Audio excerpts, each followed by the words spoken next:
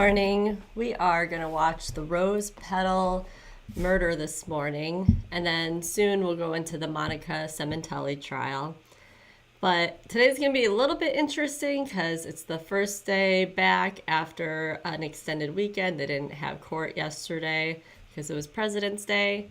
And this one that we are all ready to watch just got pushed 30 minutes. And that it does happen, but I think so many of us have been watching the Monica Sementelli trial, and so I'm a little bit scarred from that, I think. But so we have about 20-ish minutes until we'll probably start seeing the camera feed. I'm gonna put it up. I have work to do anyway. I'm editing a video, so I just figured I would hang out, be live. I don't know, and if anybody wants to talk about, I did a video on this yesterday, so maybe we'll chat about that in case anybody missed it.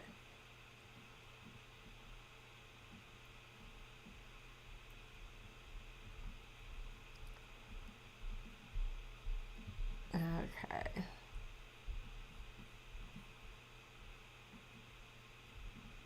And I am still sick. You can still probably hear it when I talk. I have really bad congestion going on. Thank goodness that I can turn the microphone off and I don't have to be like coughing into it. So obnoxious. Okay. So yesterday I did a video on the men that are involved in all of this, and they all just really rub me the wrong way.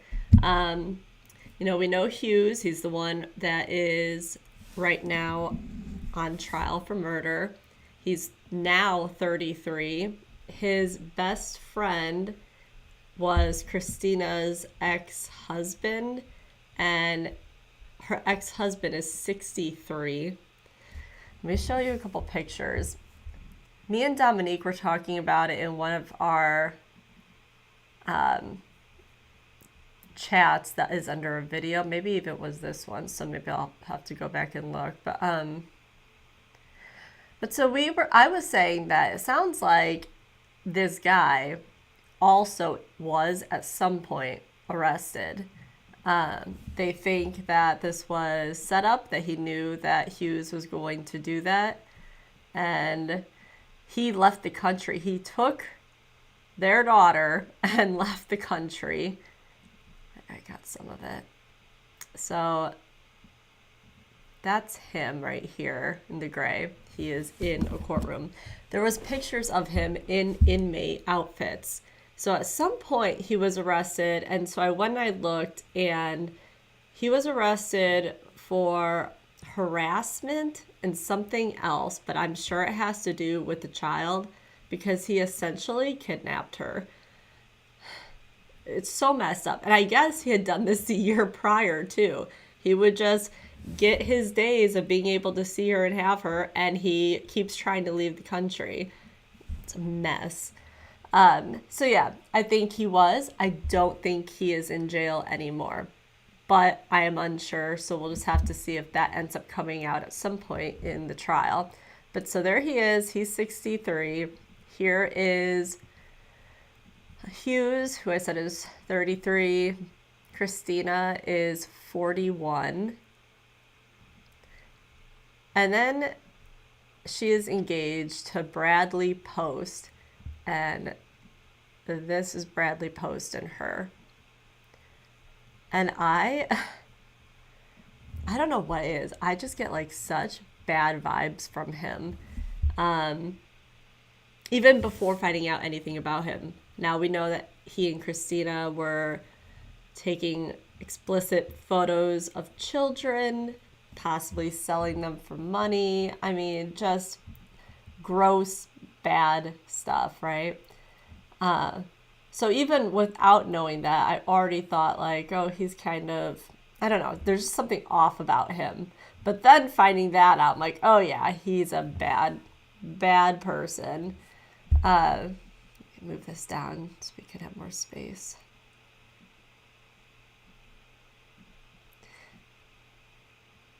But all of that is not necessarily coming into this trial. And there was so much. On day one of this trial, it was no jury was in the room, and it was just the defense and the state prosecutors going at it with the judge and trying to fight to keep things in or out. And they really wanted to leave everything out. The state prosecutors did. Well, no, I'm sorry. The defense wanted to, because it just goes to show that they're bad people and they've been doing bad things. And I totally see why they would want to do that. It would definitely help with how Hughes looks, but they're two different things. And Bradley is still getting sued, and he is getting, he's in jail right now. The state is going after him. And then the people that have stepped forward that said their daughters were victims, they are suing as well. So they're suing him still, and they're suing Christina's estate, which if she had any money saved, any car that could be liquidated, any life insurance, probably not. She was 41, but who knows? Anything like that, if they won, they will get that instead of that going to her daughter. So it is a mess, and it's not good at all. What we do know, so some people were asking about why is it called the Rose Petal murder. It's because Hughes, I believe it's Zachary Hughes, he is a concert pianist, and he is the one that supposedly killed Christina. And after doing so, he scattered rose petals all around her. I don't even know. It would be one thing if they were pushing that that was his best friend. He thought he was doing something that would have been good for the child and his friend, and I could have understood that. I mean, still a bad person, still shouldn't have done it. But to take the time to buy flowers and scatter them around and do all of that, that is just a whole nother level of crazy, in my opinion. So not good at all. But yes, so that is why it's called the Rose Petal murder. It's because he did that. And I guess it's fitting. Like, a lot of piano people and doing different concerts, people buy them flowers. So it would make sense if he was the one to do it, because he probably gets flowers and gets things like that for piano. Either way, though, yeah, not good. I don't like really anybody involved in this entire story. And if more ends up coming out, it will be interesting to see how the lawyers handle it. But I plan on watching Bradley Post's entire trial as well. I think that will be all filmed. So we'll get to see what goes on with him. But yeah, he seems like a really bad guy. She had 2 phones, we think, because one of them was being used for all this illegal bad stuff that she was doing. And I've said it before, but if you haven't been covering this with me, she would invite her friends over, like people that she worked with or knew for a long time. She would invite them to come over, have a girls' night, hang out, say that they could bring their daughter, so they would. And it is at some point, the mom would not be in the room or would have to go somewhere. And they're like, oh, we'll watch her. And then they took advantage of the children. So she's just awful too. And I would like to see justice being done, at least for those families. So we will keep up with Bradley Post for sure. Okay, we are about 15 minutes out if they start it now at the new time.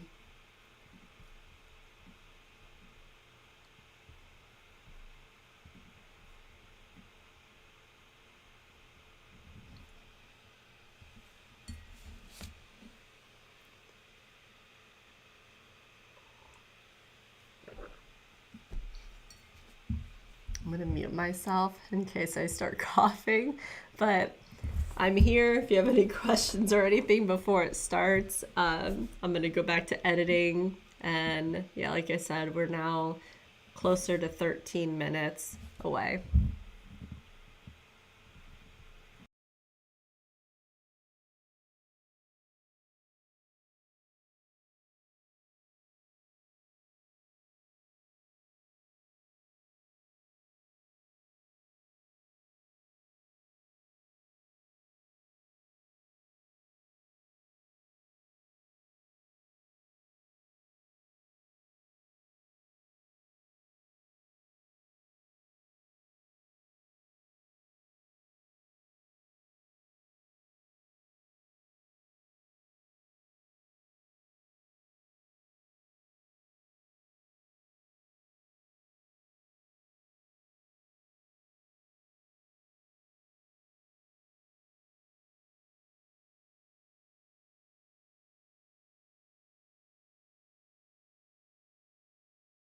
One of the videos that I'm editing is the behavior panel. I don't know if you've heard of their channel or not, but they did a whole video the other day on Megan Boswell and her physical appearance and what she was doing while she was talking to the media when her daughter was missing at the time.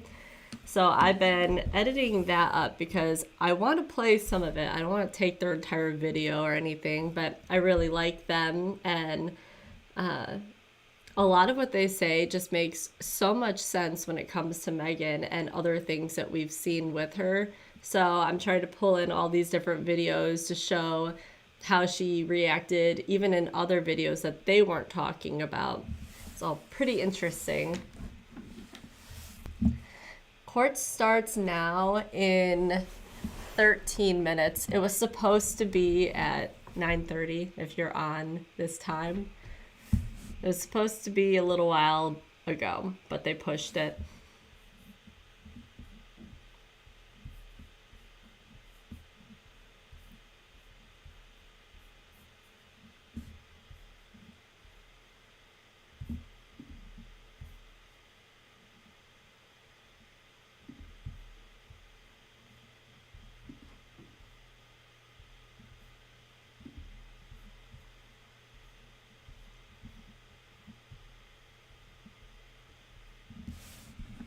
I was trying to find out if their daughter is still living with her ex, Mello, or not, since he at some point was in jail. Maybe out now, but can't find anything, probably because she is a minor and young still. But I just feel like everything was such a mess with her mom and her mom's boyfriend and all of this, taking her, leaving the country. Just so not good. So I was like, well, maybe they gave her to like her sister Tina, who testified on what, day 2. But it sounds like no. It sounds like she's still with the dad. And I didn't realize that Tina was actually having Christina stay with her at her house when this whole thing went down.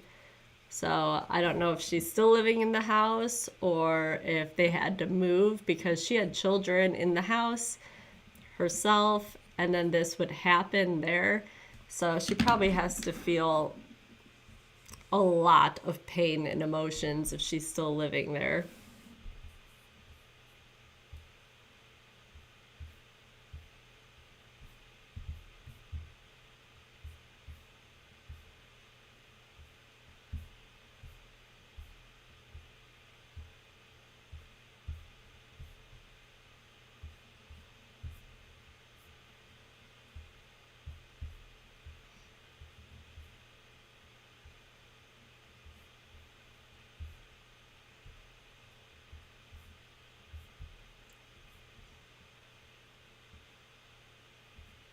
Oh, I just said about the behavior panel. They actually took part of their video and News Nation has it. So, all right, I feel better about me taking some of it and talking about it then. Like I said, it won't be the whole video. I won't steal their stuff, but some of the points that they made were excellent.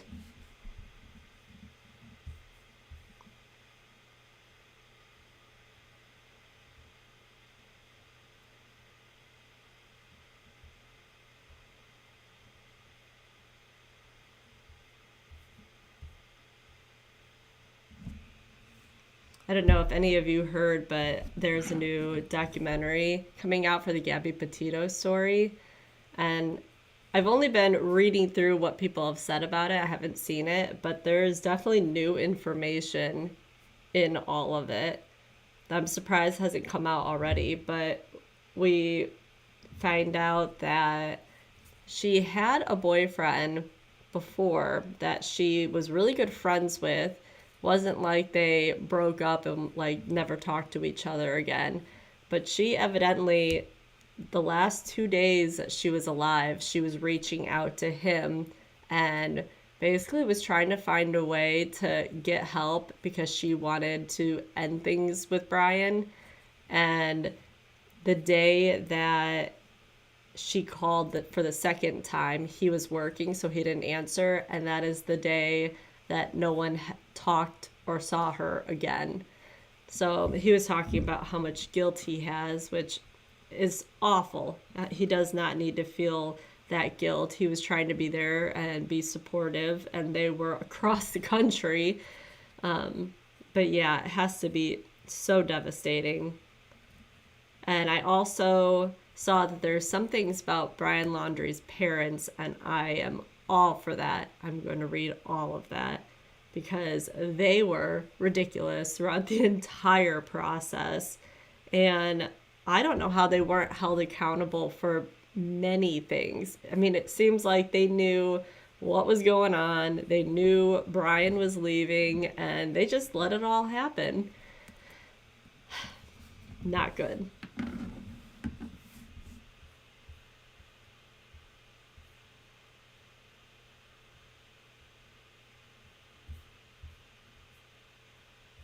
I'm actually going to set a reminder for myself. I'm going to watch that maybe this evening. Then we can go over it tomorrow.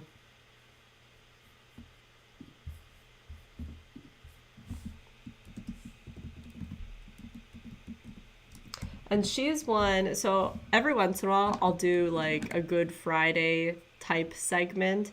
And I did that for her parents. Her mom had opened this charity, and it actually does a lot of good work, helping out other families who either were in similar situations or their loved one is gone and they can't find them. And they really have come through for their different communities. And so, yeah, if you don't know anything about it, I would just Google it and go look, because they're doing so much good work and really taking a horrific thing and turning it into something positive to help other people.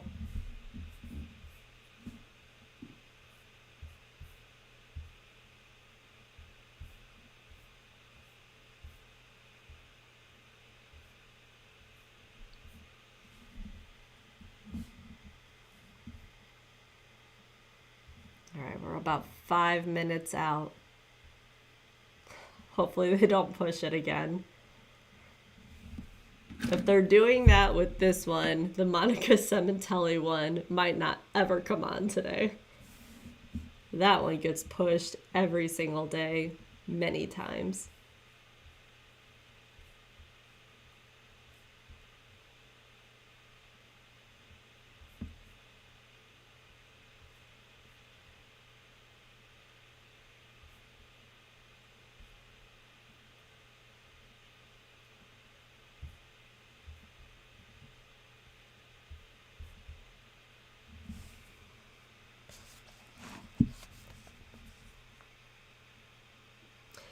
Also, yesterday I was doing interviews with Brandon Barnes. He is who we watched last week. They have a trial that's coming. We don't know the start date, but they had a pre-motion hearing and he opted not to be there. But the two girl roommates who essentially helped him at least get rid of his wife, Jessica.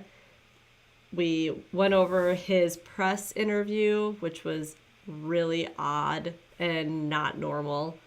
We learned more details about him and his relationship with the other two girls that we didn't know before.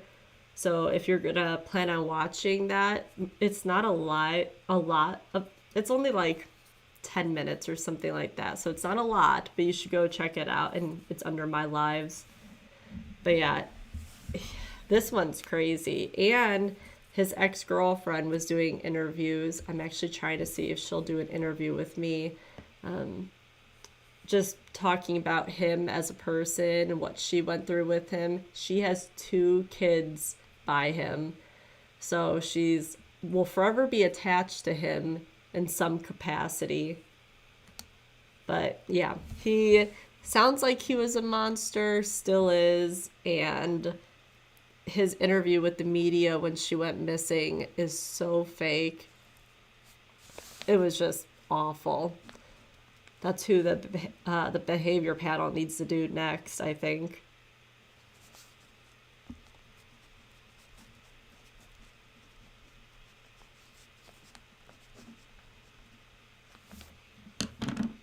Still no word on if Oklahoma will be doing anything with Colin Griffith.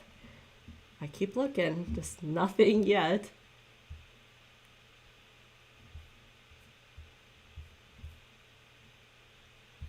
Although there's a massive thing on Reddit and everyone's like, they have to do something, they have to try. So maybe there's enough people that are pushing that, so maybe it will happen.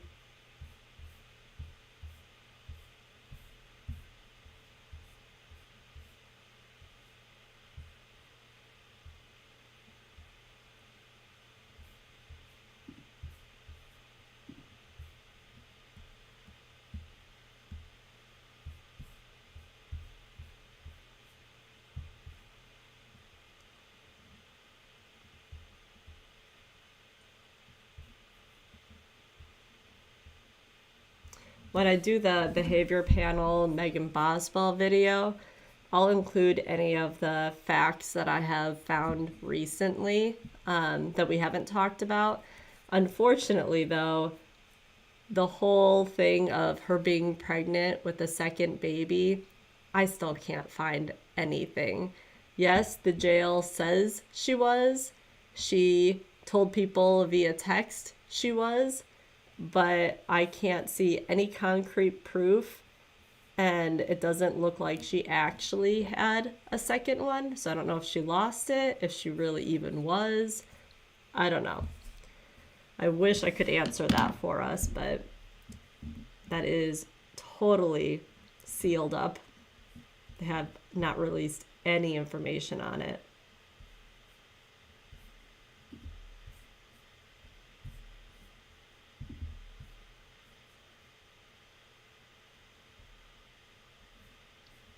All right, we're down to about a minute.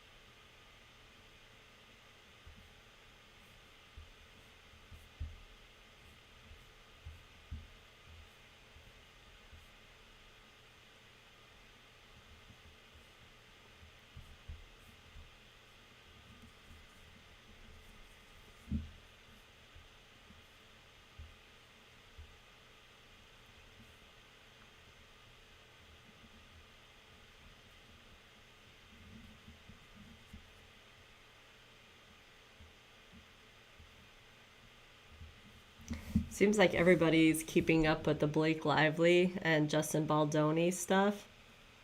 Both sides said they wanted to go to trial, and that is really all I cared about. I really wanted them to go to trial, and if they're both saying that, it should, and then we'll get to view it. Because California lets you have cameras in the courtroom, so we'll actually get to see what happened and who was right or wrong and different things. All right, something's happening.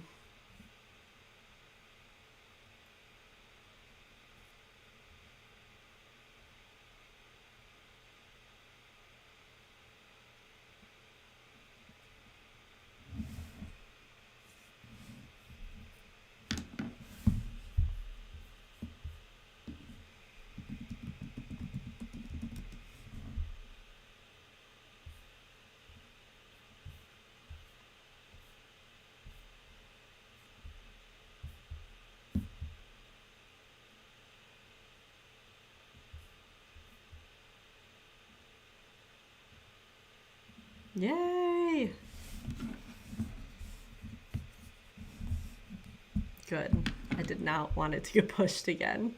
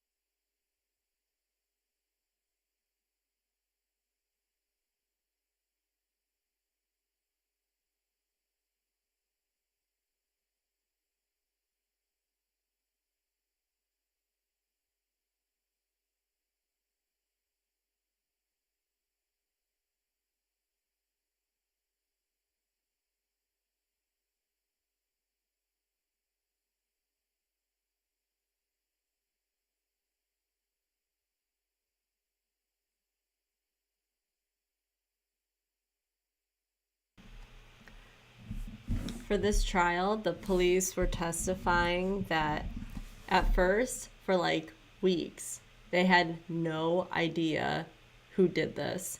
They couldn't piece anything together. They didn't know.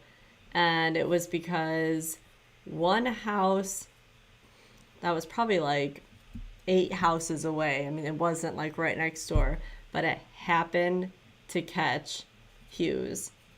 And that was it. And they had to zoom in and they had to figure out who that was and go from there. But if they didn't get that, there would not be anybody else arrested or anything because they couldn't figure out who it was.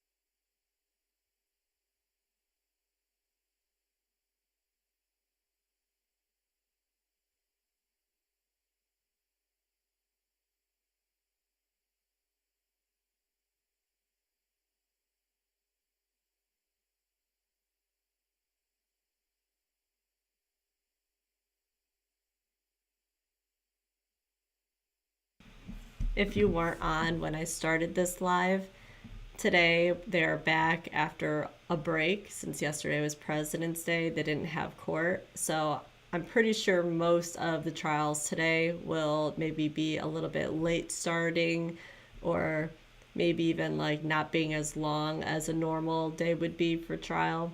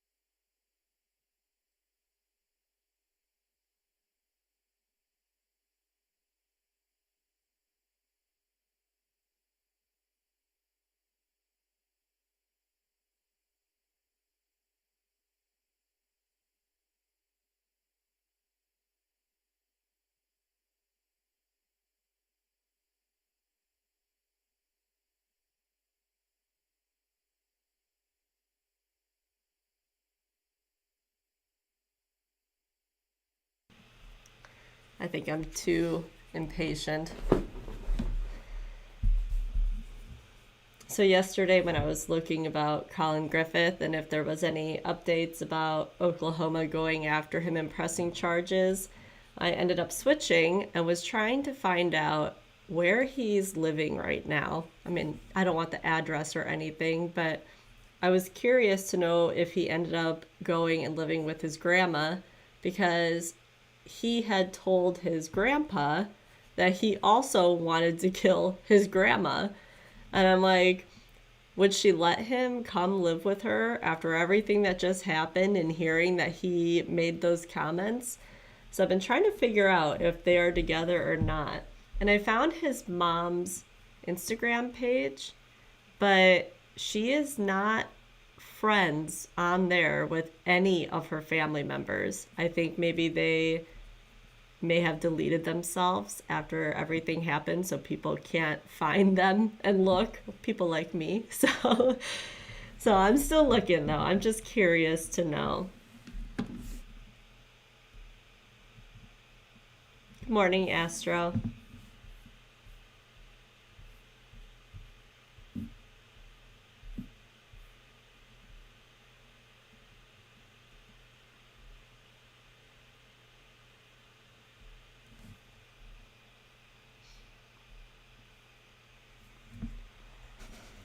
Well, they're only 40 minutes behind schedule.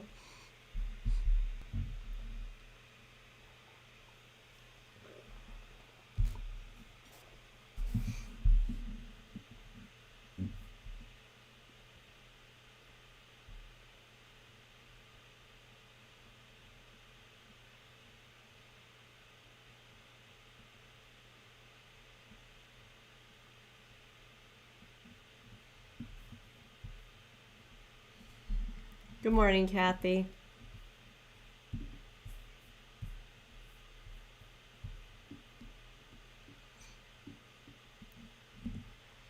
I was just telling everybody that most of today's trials are probably going to start late. And so who knows if Monica Cementelli's trial will even start at all today. But yeah, this one is 40 minutes behind. I was afraid they were going to push it again, but they came live, just nothing's happening yet.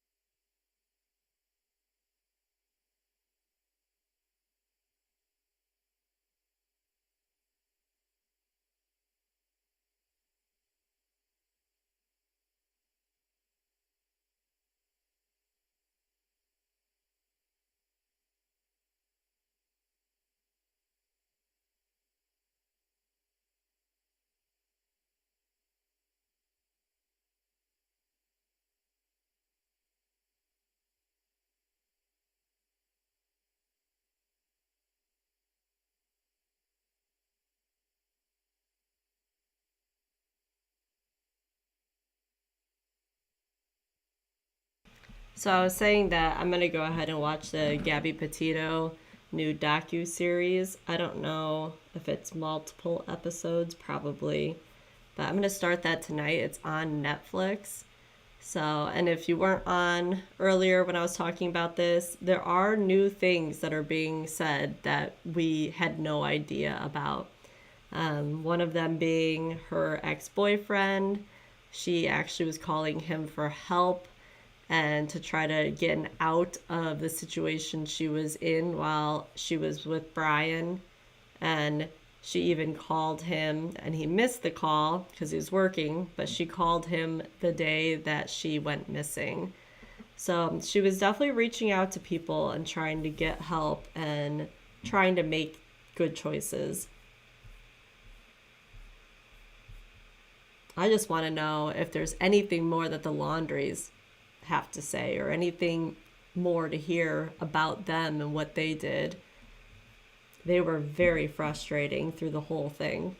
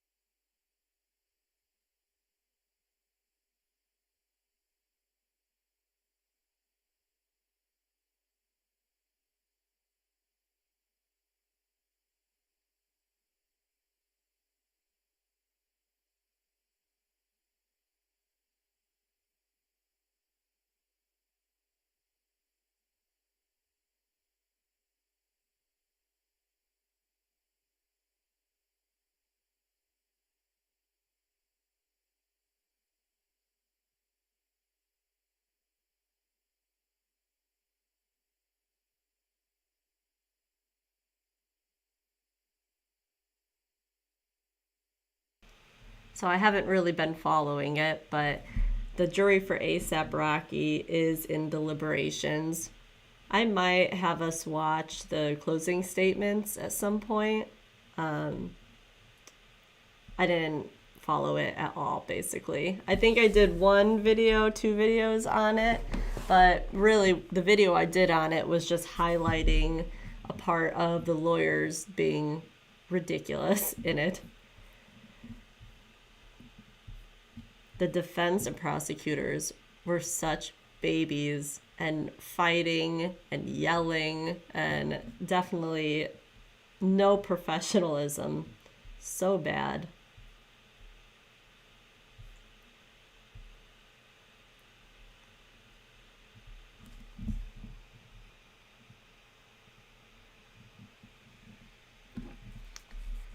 Yeah, I would say don't waste your time watching it. I'm not trying to sound mean, but there just wasn't a lot of any good information, and it's just really a he said, she said type thing.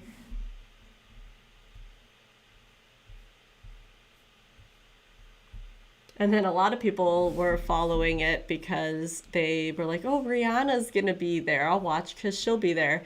But they never panned out to the gallery. So there was really no point for most people to be watching.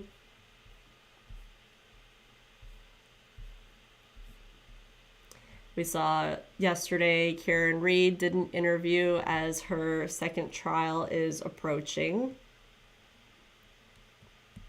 John O'Keefe's family said that they will not rest until she is behind bars. So even if this trial doesn't go how they want it to, they're still going to exhaust every avenue to get her in jail because they think she did it.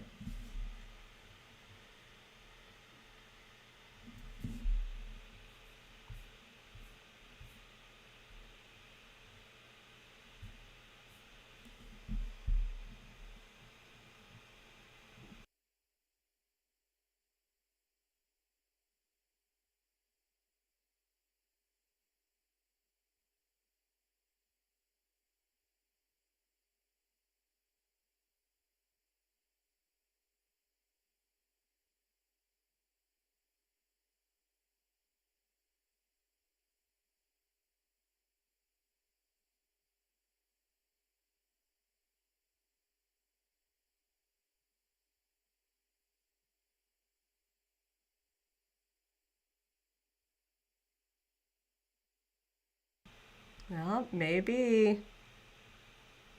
Signs of life.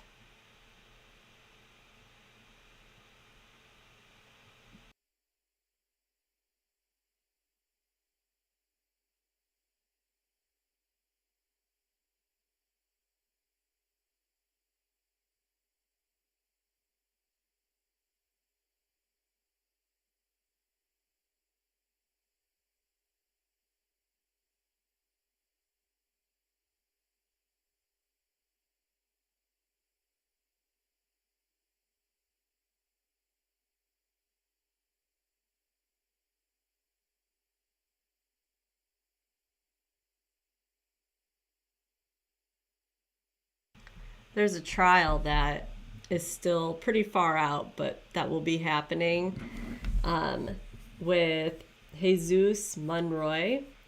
I think this is in Chicago. I could be wrong. I'll have to look at it later. But he, I think he's like 20-ish years old.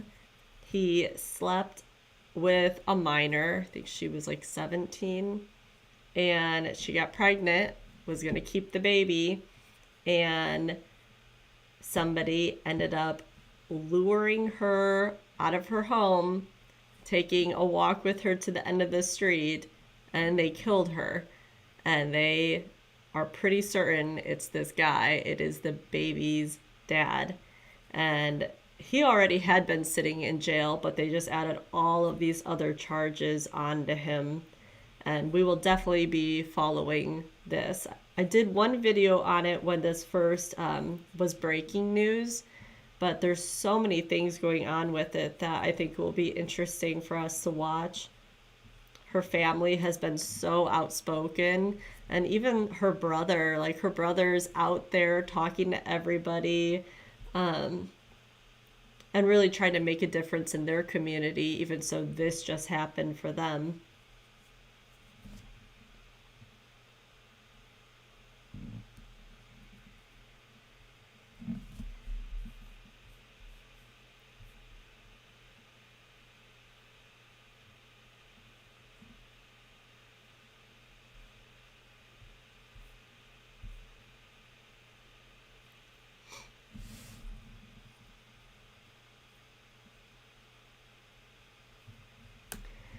Yeah, you said the press was crazy for ASAP's trial.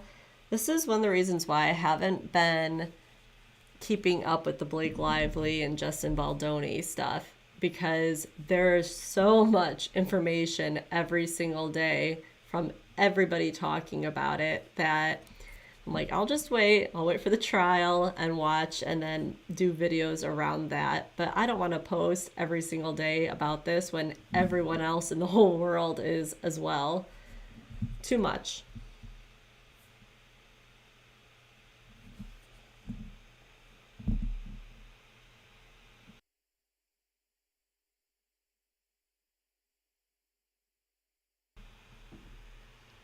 In the Jesus one, Karen?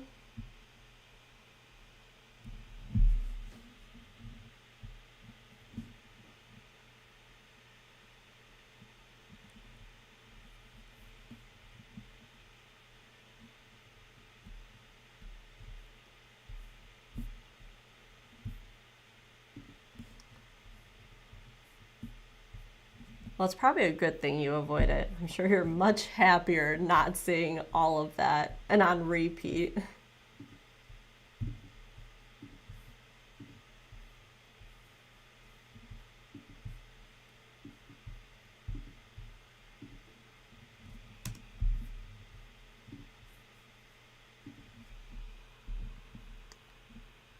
I'm going to pull up what I was looking at. If Karen was talking about the Jesus one,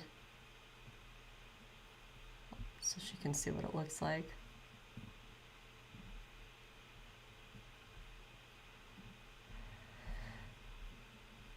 Okay, so there he is. There's, I think, a better picture. There's a mugshot somewhere.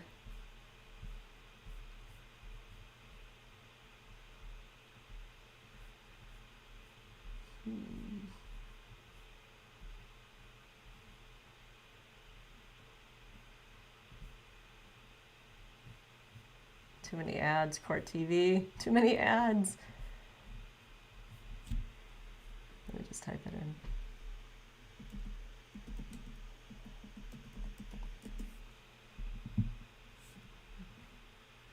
Okay. So, yeah, this is Jesus. Like I said, I think he was around 20 years old, and she was 16 or 17, so I'm not 100% sure. That's her for, I'm assuming, her quinceañera. They were not dating. It was a one-time hookup that she got pregnant. Her dad made sure to let everybody know that.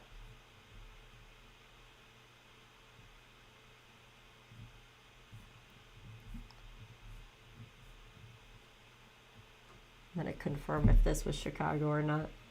Pretty sure it was.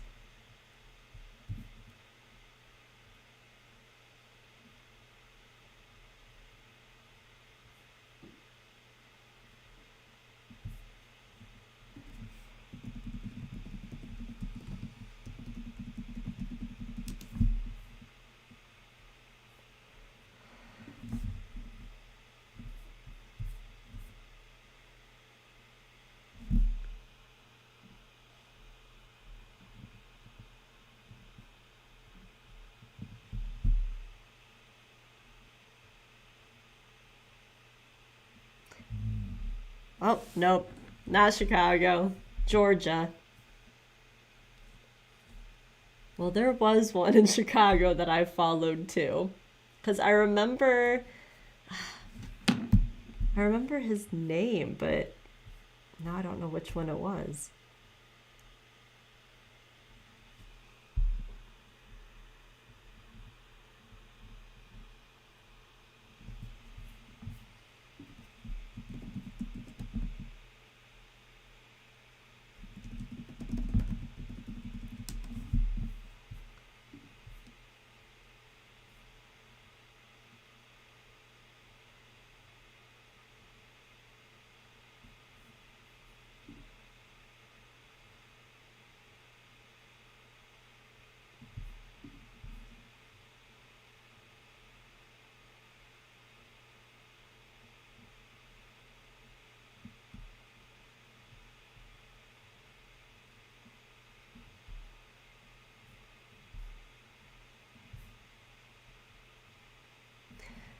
I found who I was talking about.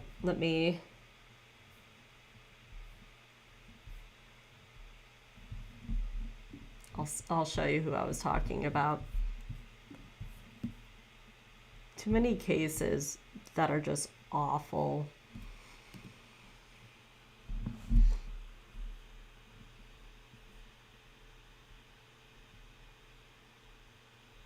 Are you going to try to watch the Monica Sementelli trial with me today, Kathy? If it even comes on. All right, so this is who I was thinking of, but it is not.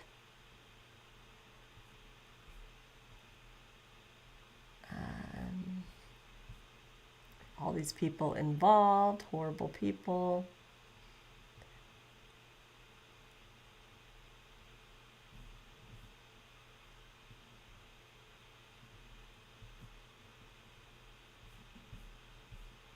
Oh, this is a very large photo of her. But yes, that is the case I was talking about.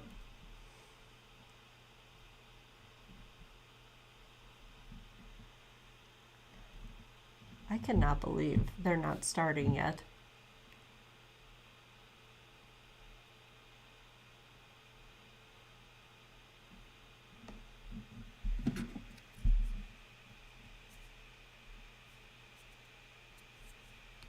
You'll get to hear me complain probably a lot then. I mean, they are 1 minute away from being an hour late for this one.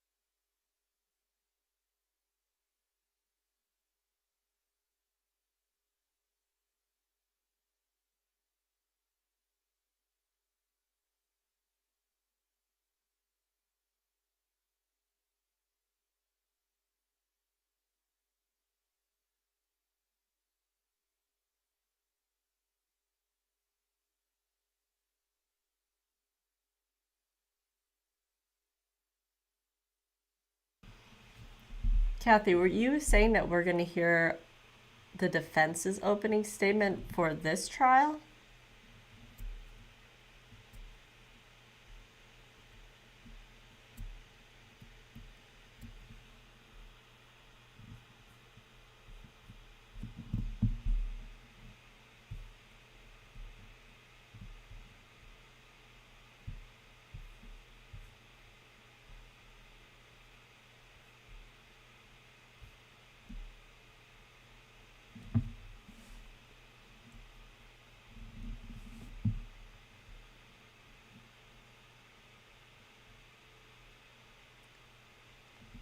That's interesting.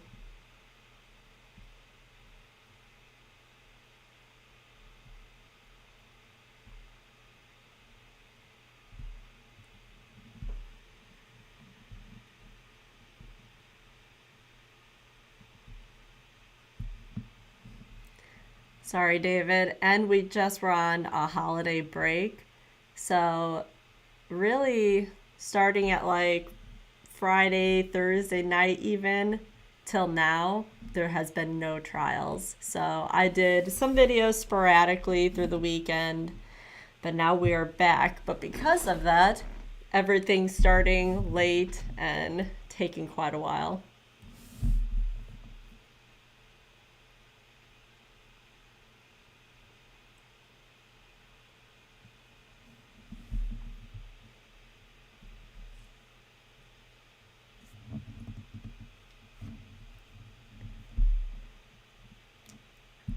I do think it's a good case, but there's just so many things going on with different lawsuits and just all the things, everybody getting sued.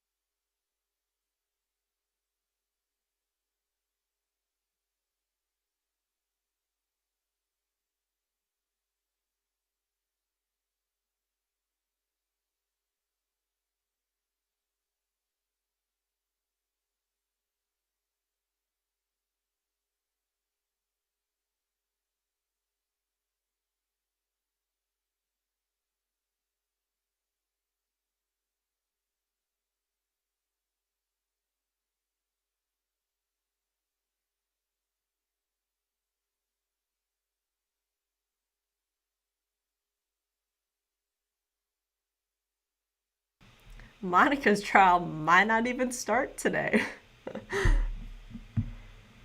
What a disaster.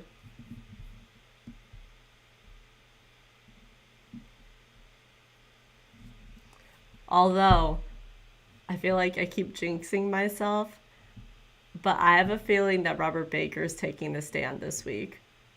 Just putting it out there.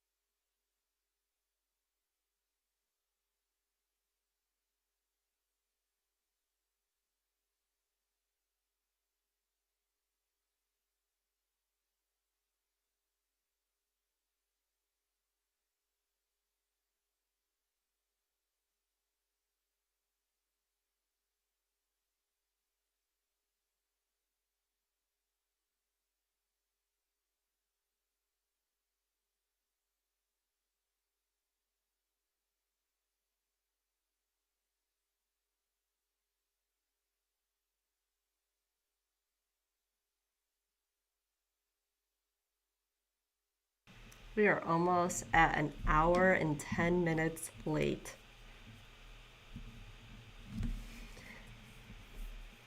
David is from Australia. And you said hi to my daughter yesterday. She was already off the group chat, but she got on just to ask me for snacks. So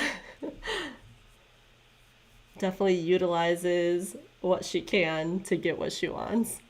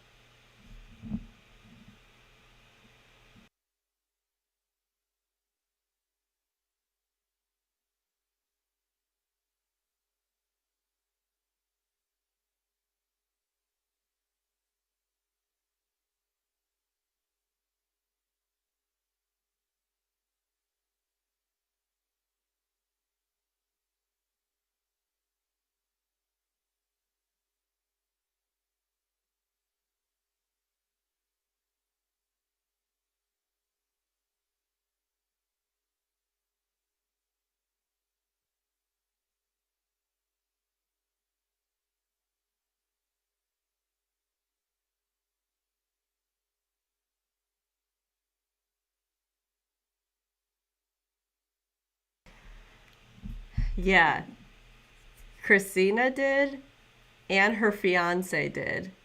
And both just really bad people. So they are getting sued separately. And then this murder trial is a whole nother thing. It's awful.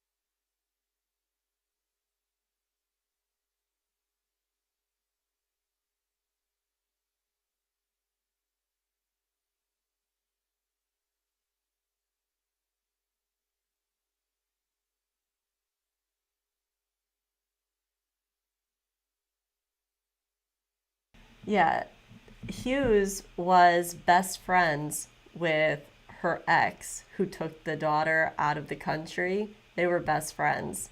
And I was highlighting yesterday in a video, Hughes is 33 and her ex, Mello, John Mello, he is 63. And I'm like, that is a huge age gap to be best friends. And she was 41. So they had a huge age gap in their relationship when it was happening. But even her fiance now, Bradley Post, who is an awful human, he's significantly older than her, too. It's all weird.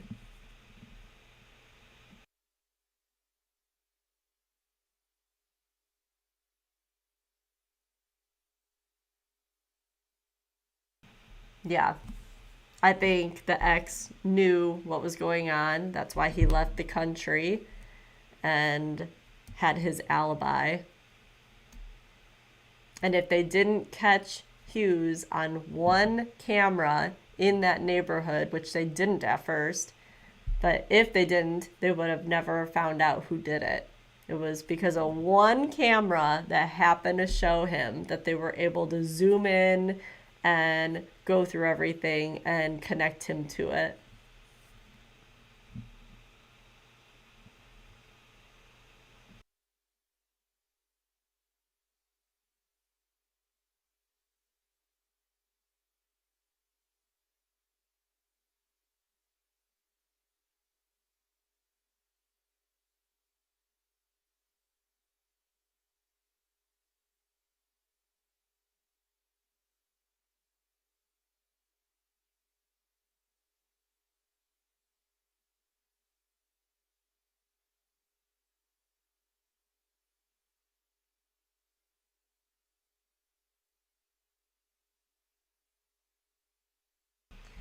Yeah, I would imagine that there's definitely something wrong or broke within her. And especially, like I was saying earlier, these were her friends' kids. Like she preyed upon her friends from school, work, all the things. And I mean, just an awful person.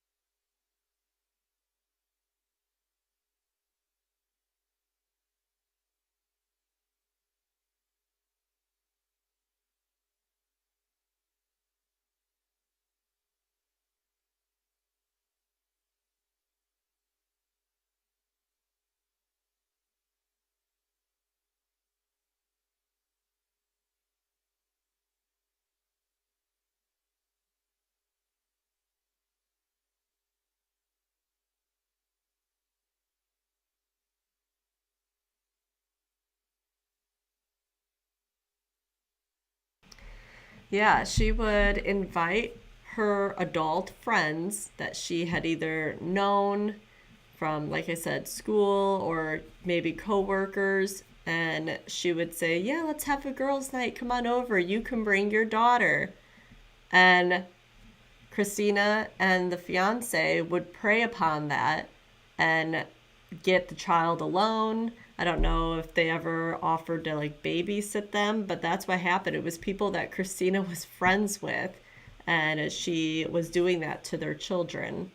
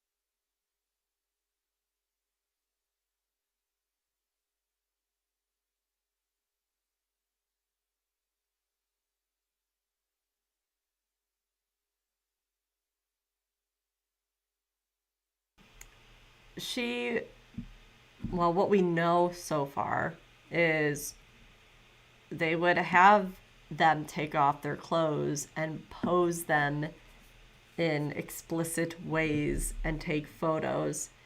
And she had a second phone that we think that's what she was using to do that with, and then maybe selling the pictures or videos or whatever.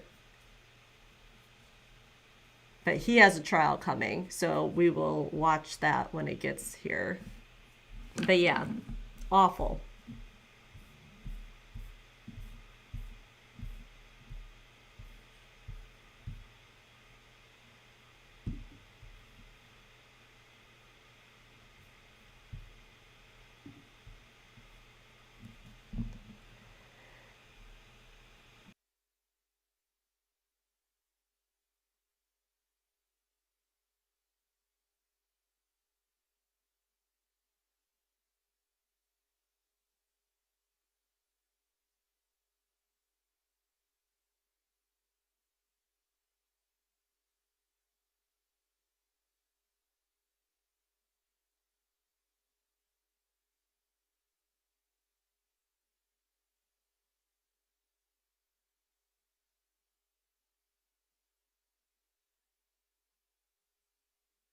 Oh my gosh. Are they going to start?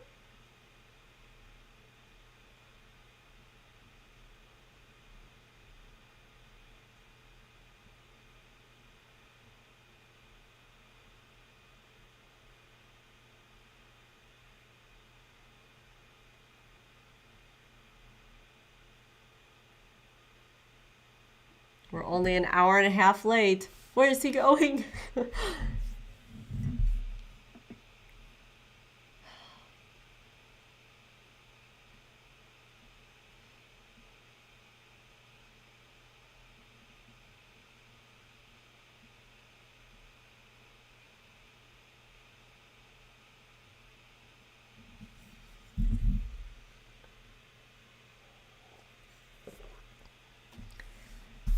It looks like the lawsuits didn't happen until after she died.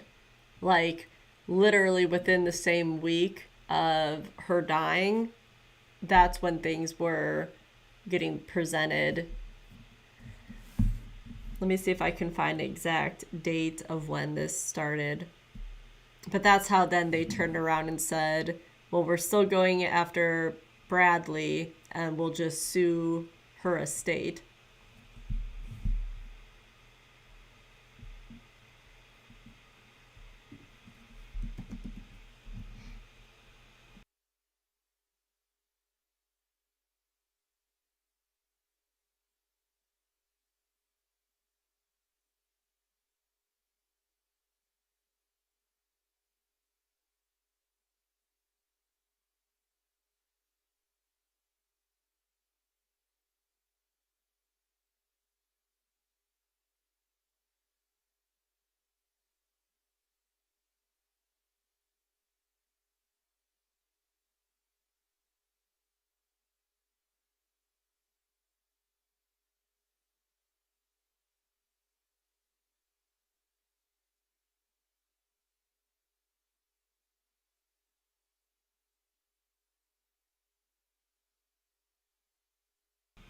Yeah, isn't that so random? The rose petals and all. This is what I have, or what I found anyway. So in August, there was a lawsuit, sorry, August 2022. Lawsuit was filed on the 23rd by Allison Sutherland, the guardian of a juvenile, claims Parcell and Post engaged in illegal and sexual explicit acts for the purpose of exploiting the juvenile.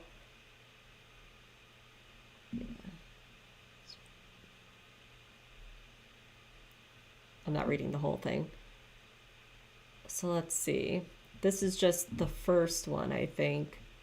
There's either 2 or 3.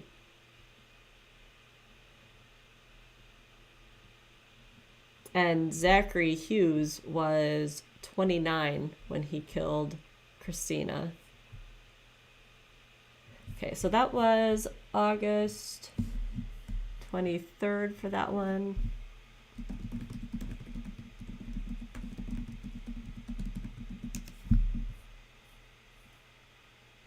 Okay, yeah. This was after her death. She died October 13th, 2021. So, not quite a year later.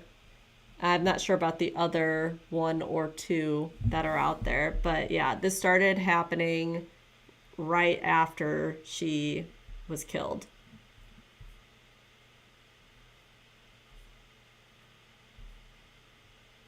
And I don't think that the people who were doing the lawsuit knew that she was killed. And that's why there was a change of from her name and then going to her estate.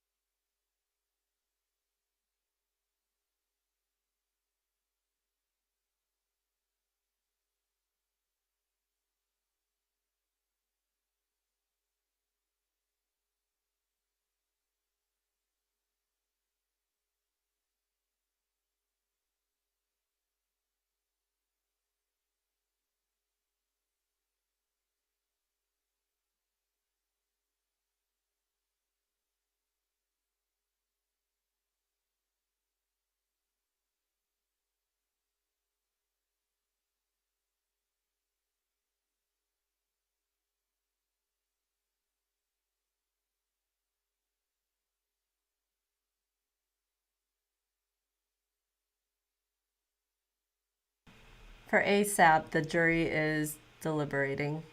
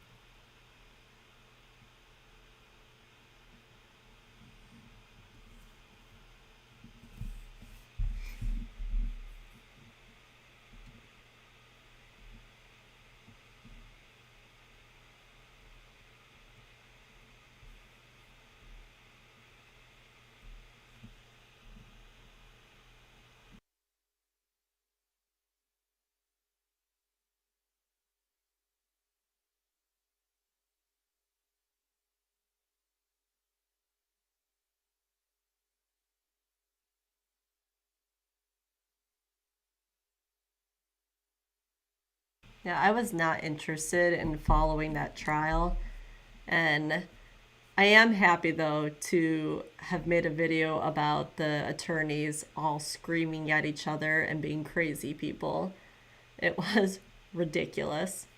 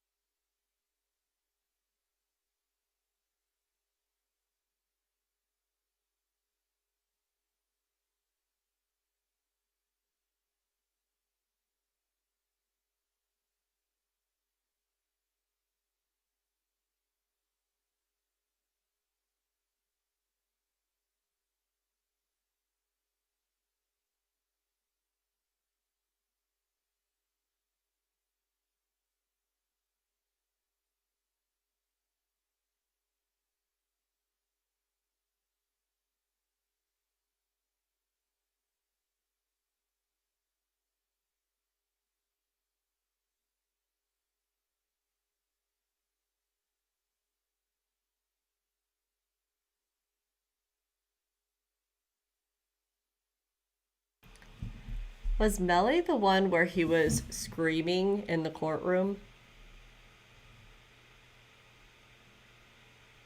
I think he was representing himself for a moment there and started yelling. If not, I have him confused with somebody else.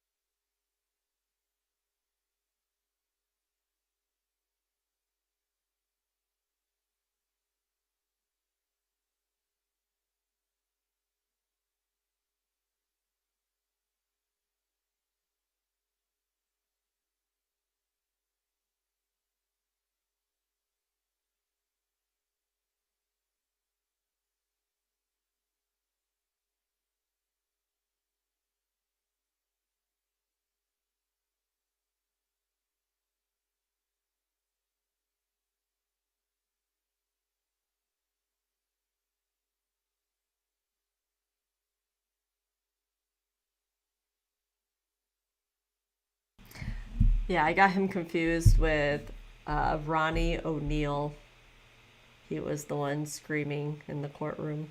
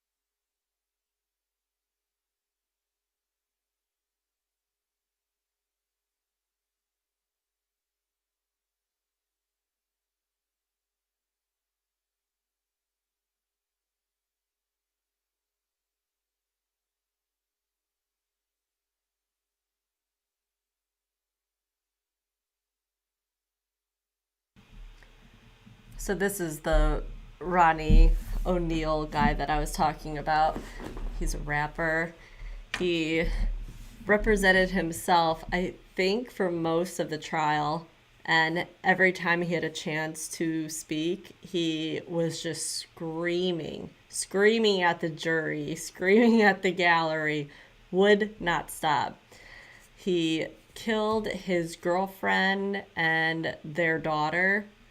He tried to also kill their son. The son somehow managed to survive, and he actually went to the court and testified against him. And he was very young. I mean, very young to be going through all this trauma, then to have to get up there. I mean, he clearly said he wanted to, because I think they wouldn't have forced him to do it, but he did. So he's a strong little boy. And this was just a horrible case altogether. He currently is serving 3 life sentences plus 60 years for something. They were trying to get death penalty on the table, and I thought they did deliberate about it, but I don't think they gave it to him.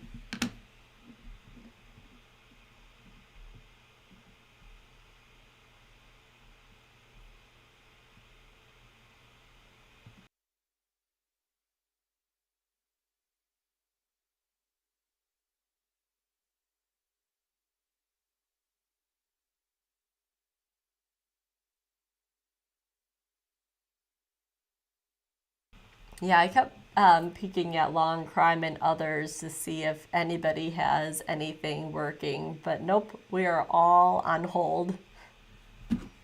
But it's interesting because the judge came in, we saw him come in and sit, and then he was there for a while, and then he got up and left.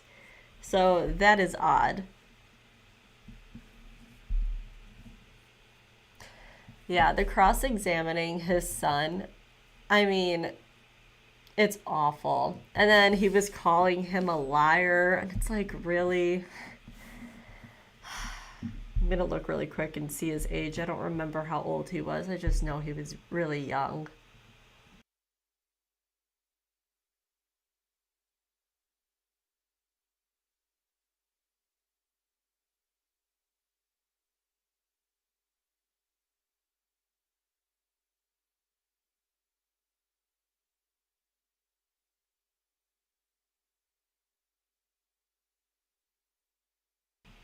So Ronnie was 29 when he did this. His girlfriend was 33. Their daughter was 9, and their son was 8. Just awful.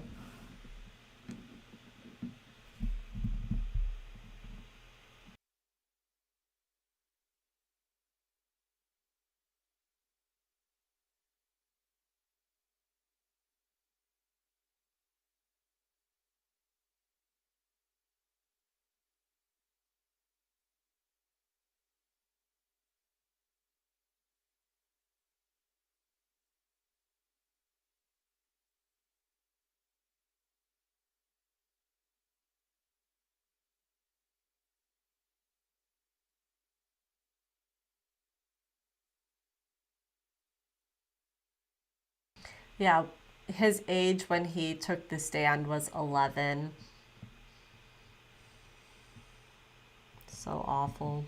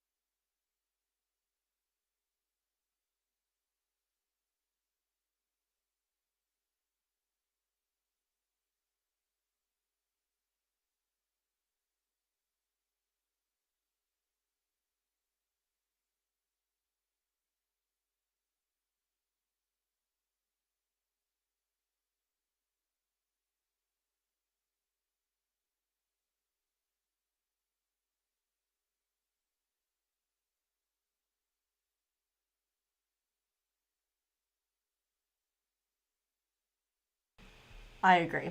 I don't know how he didn't get that. They left it on too. They allowed the jury to deliberate about giving him the death penalty, and they didn't. But that's happened a few times now with Florida where there are cases that should be 100% the death penalty. Nicholas,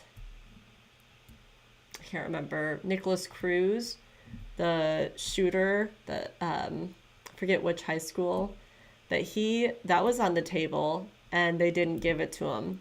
And they later came out and said that part of their interview process being a juror, they asked everybody if they were okay with giving the death penalty as a sentence, and they would not have anybody who said no. They wouldn't allow them to be in the jury for this.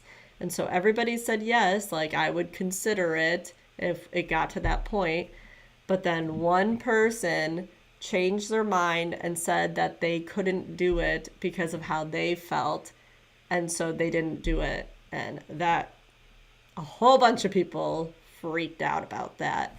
But yeah, it's one of those cases that, once again, like if you have it in your state, you have it for a reason, and it should be utilized in certain situations for sure. I still can't get over that Megan Boswell didn't even have that as an option in her case.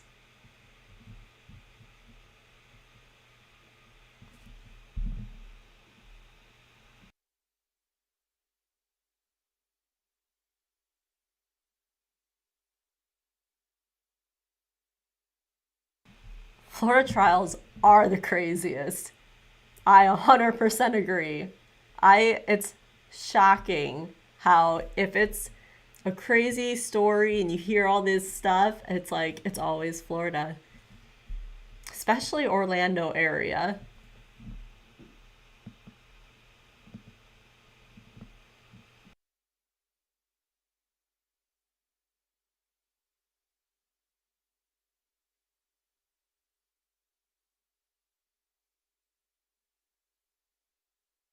And then speaking of that area, that was where Stephen Stern's trial is going to be, and they pushed it back.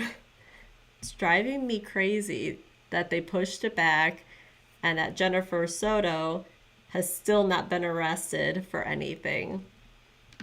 I've been watching that like a hawk, but nope, she is still out free.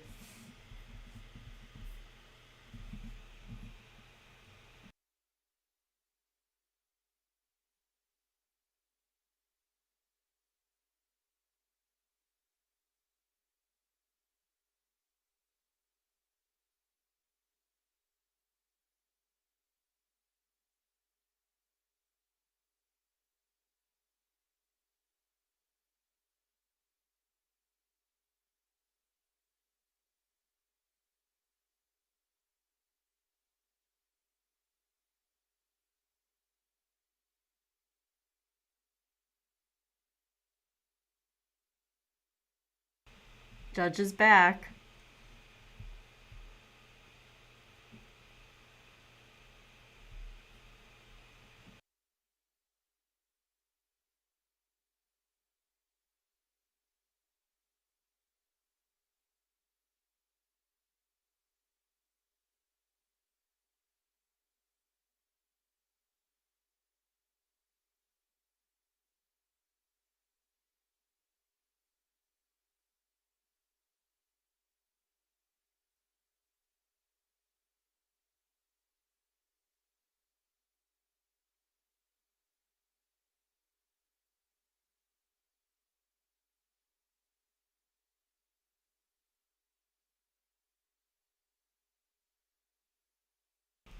Yeah, I agree. I think it's going to be extremely hard to watch and listen to. They had pushed it back till the spring because the defense hasn't had a chance to review key evidence.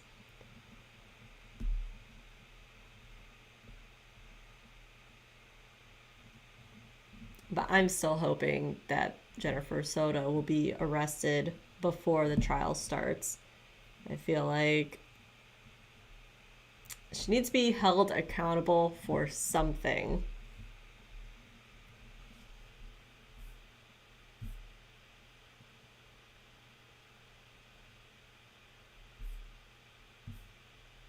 And then his prison phone call with his parents.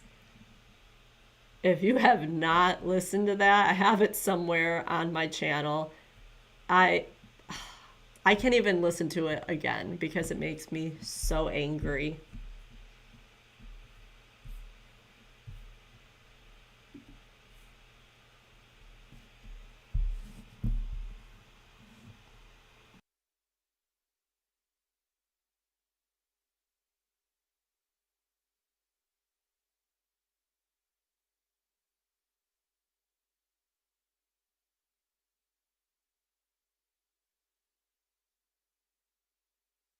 Yeah, I agree with you, David. Yeah, a lot of states will allow you to view and see a lot of things, but they also will make sure that there's certain things that are not given to the public or shown to everybody. And yes, Florida shows everything all the time.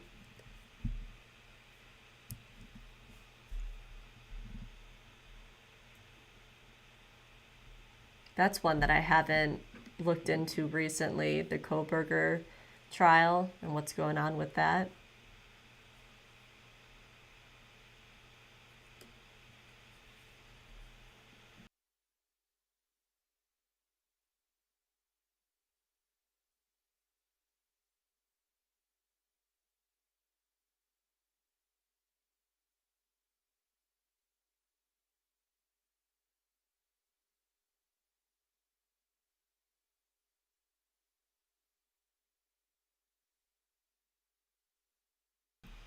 For the Richard Allen one, I actually was very surprised that they didn't allow cameras and videos. Ohio usually does, or Indiana. Is Indiana or Ohio? Either way, they both still do.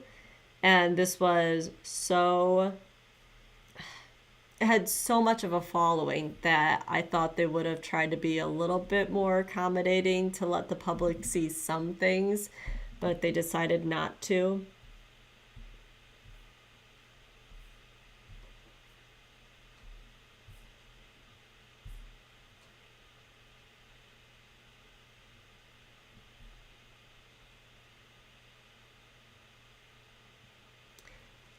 Yes, Indiana.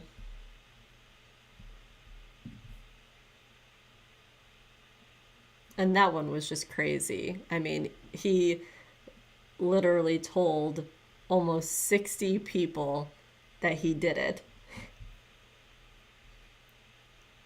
It's unheard of.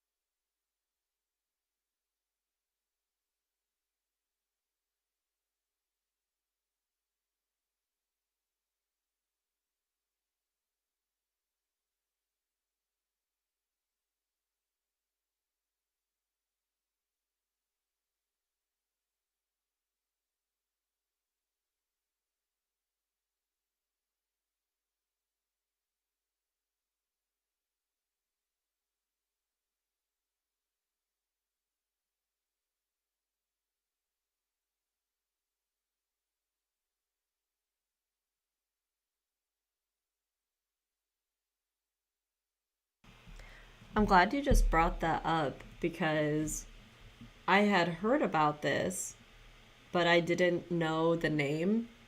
And so I Googled it and I'm like, oh, I know him. I've seen his different YouTube videos. And I had no idea that those two things were connected. Yeah, that is upsetting. I'll have to watch it later. I have it pulled up, the tribute video.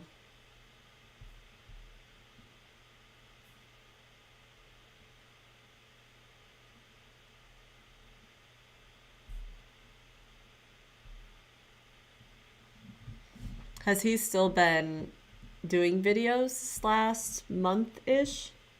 I don't know when this happened.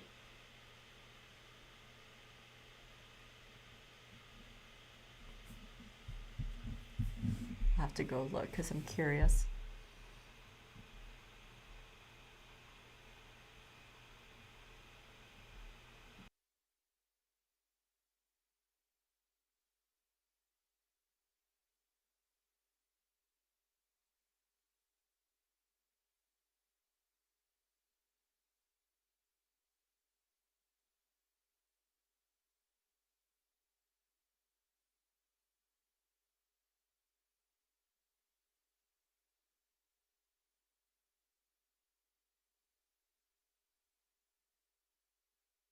That's good. I hope he's just taking a much needed break. Can't imagine going through something like that.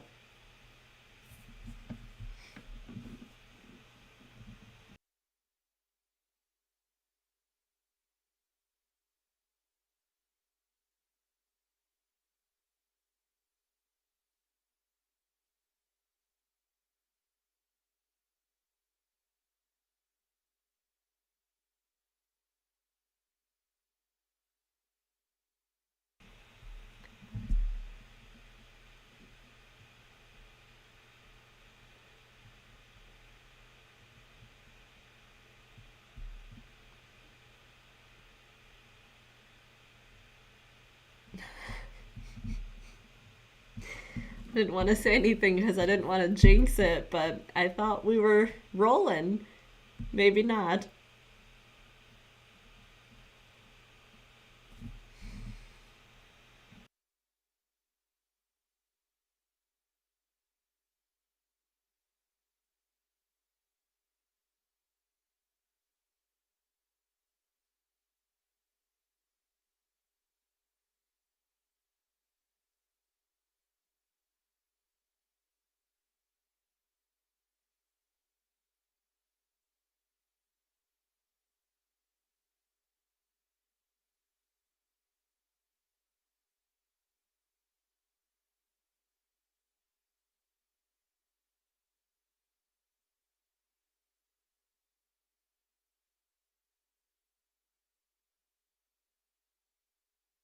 Oh, I didn't realize that that was like a collab that they did together.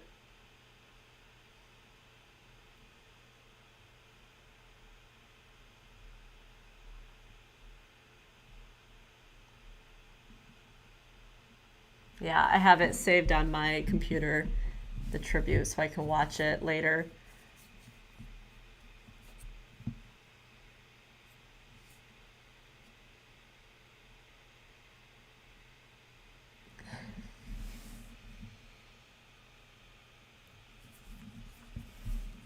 I was hopping in and out of different chats for this video, and everybody's definitely going crazy. I mean, this has been very long to wait.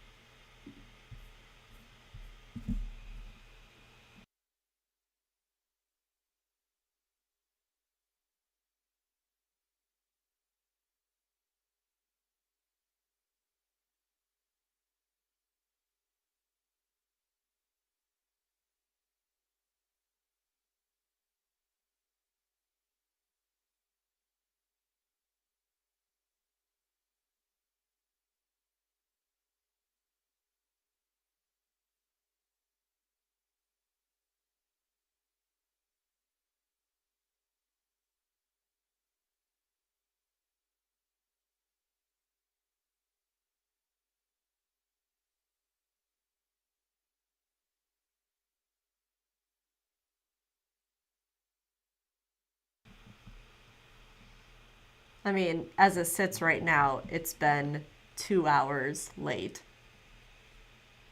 which is just not heard of. This doesn't happen. I'm looking right now. Um, is his YouTube handle just Michael Rivers?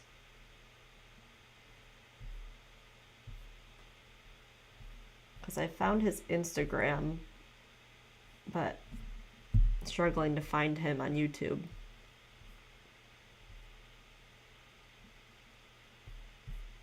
Wow, and he was only 27.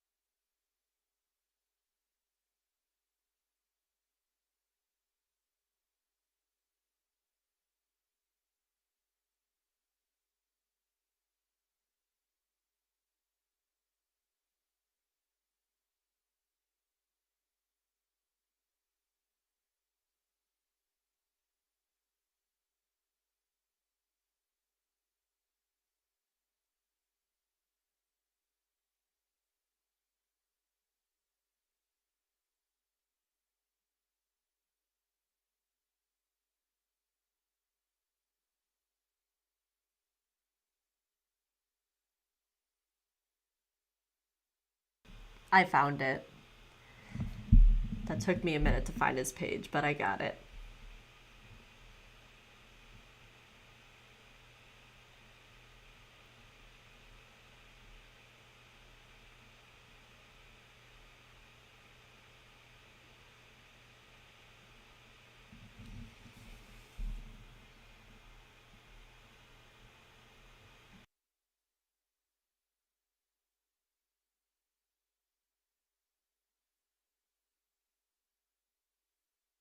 He actually did put out a video, it says 21 hours ago, but I wonder if this was one that he and his son already had filmed and done and was ready to go. Because, yeah, I see that there was a huge break. 3 months ago, there was a break, and then 5 days ago is his tribute video.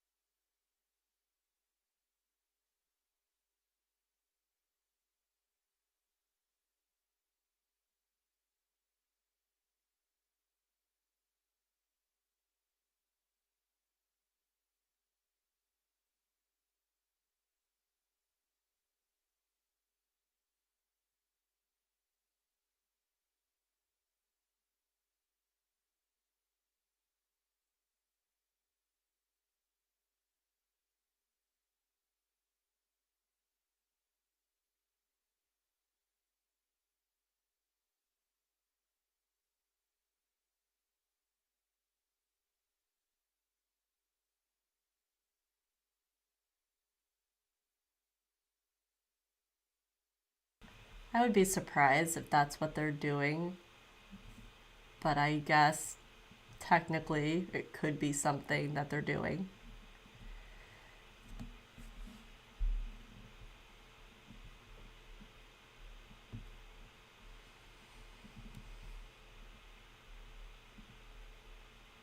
Playing a different video for us. I'm Elizabeth Holmes, CBS 6 News. Loud. We also see reporting. Sorry if that was too loud for you. That was very loud for me. This is going to be pretty quick, but hey, it's better than sitting here waiting. So, a nurse that was charged with breaking infants' bones was granted bond. Is there anything else that we see? Aaron Stropman. All right, I'm going to turn it down low because that was way too loud for me.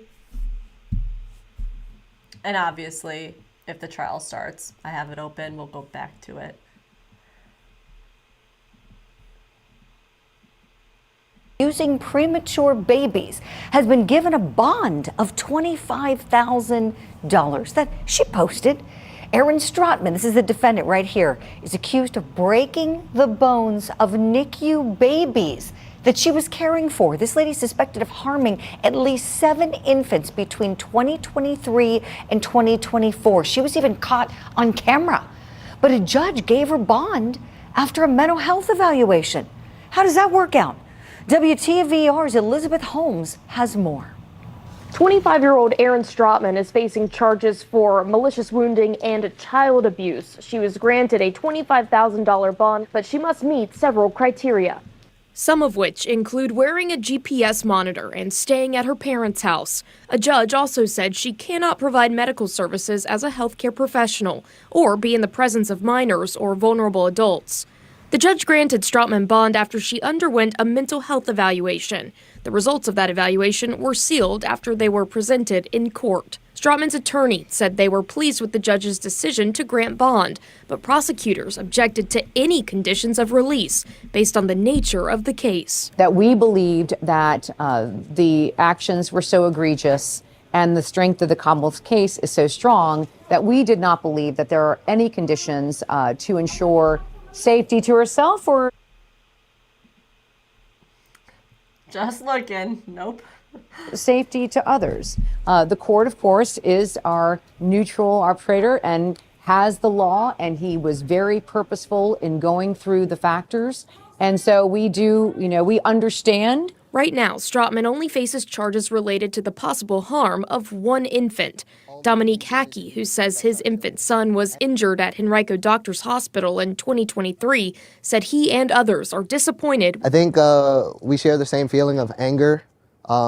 This is something that we were prepared for, but obviously we didn't expect. We definitely don't feel like Richmond is safer with her out on the streets, even though that she has the conditions of her bond. Commonwealth's attorney Shannon Taylor said prosecutors will continue to investigate this case, and they have a plan should Stropman face additional charges while out on bond. In Henrico, I'm Elizabeth Holmes. That is in Virginia. That's crazy that she's bonded out. Even with having video evidence of her harming babies, she got to be bonded out.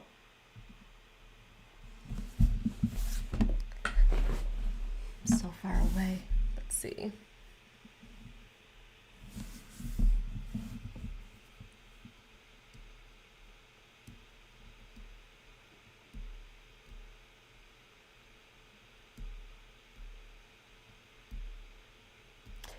I agree.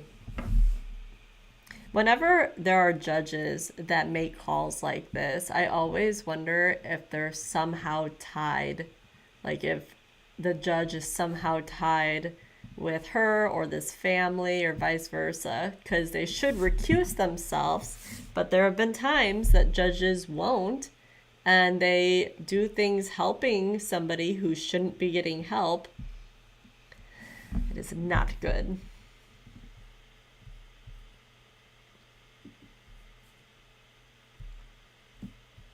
Trying to see how many babies that she may have hurt. 7?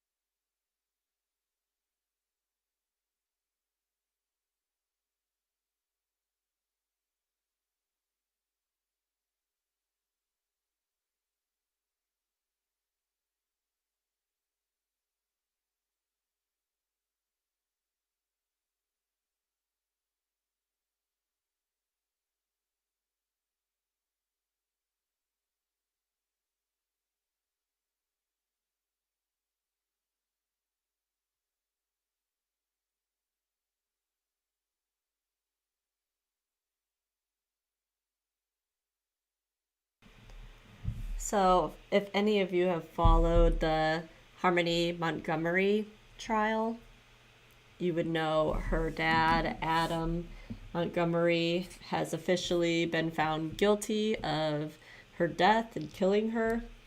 And the mom is going after the state, suing, saying that they failed to take care of Harmony. She would either go to them or call them basically daily, trying to find Harmony, even when she was still alive and there were just all this stuff going on, and they would never take action. And the state today is trying to have them dismiss the charge towards them. So it's going to be very interesting to see if they actually are able to get that dismissed, but I would hope not. What we heard even just during the trial, which is not everything, but there was a lot of times that they dropped the ball so bad. And the mom literally was just showing up places every single day, demanding to talk to somebody and not taking no for an answer. So I hope that doesn't get dismissed.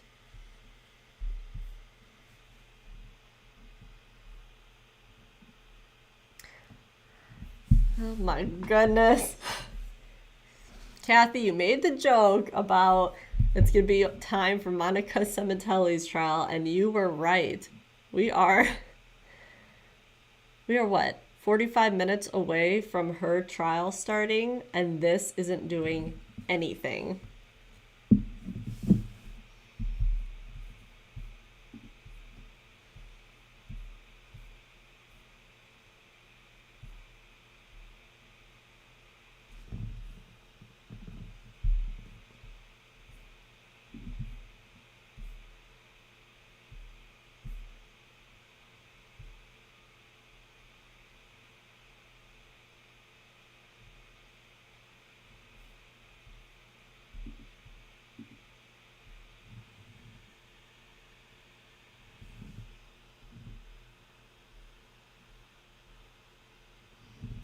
Yeah, and even their child protective services that they have in the state, I mean, they literally just didn't put any energy into any of her claims.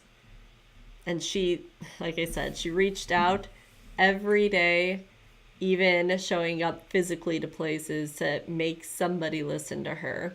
So I think she has a great case against them.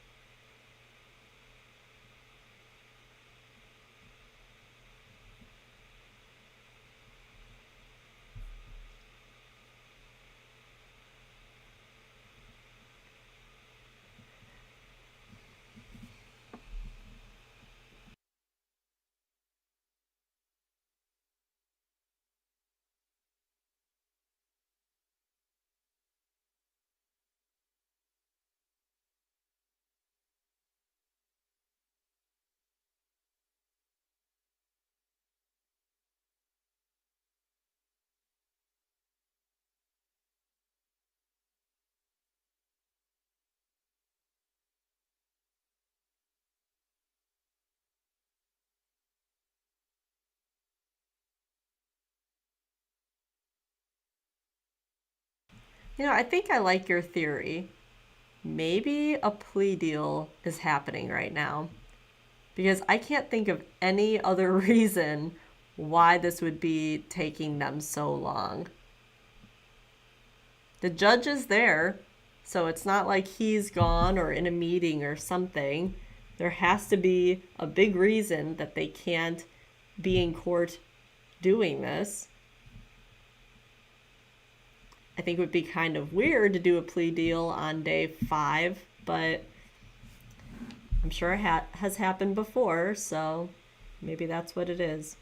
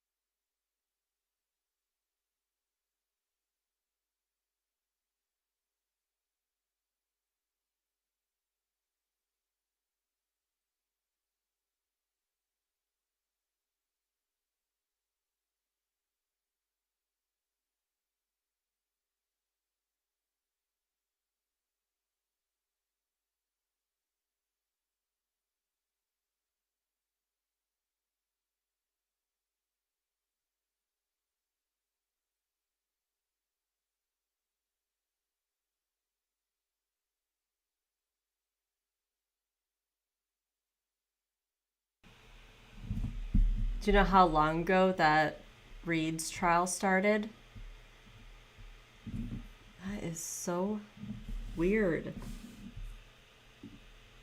Well, and even like with law and crime, if there's a reason, they sometimes will actually add in a comment in their chat, but they have not said anything.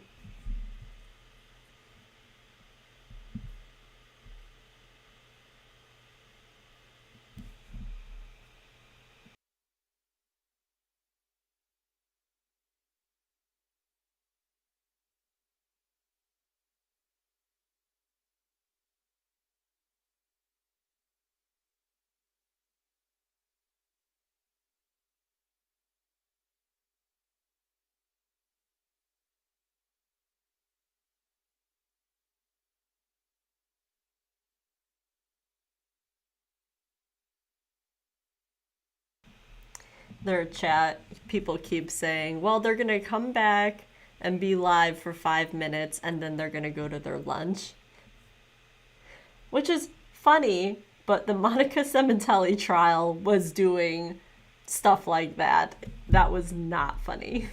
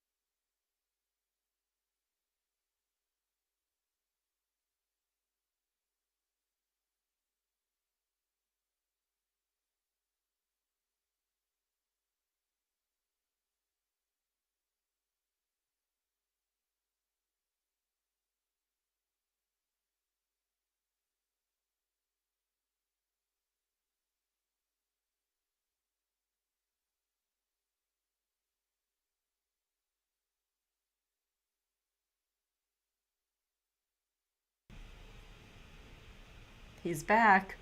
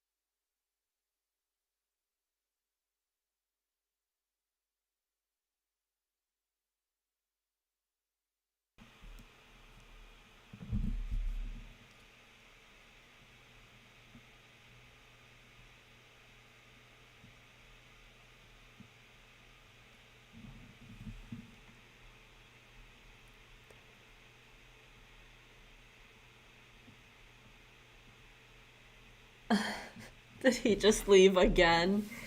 Oh my gosh.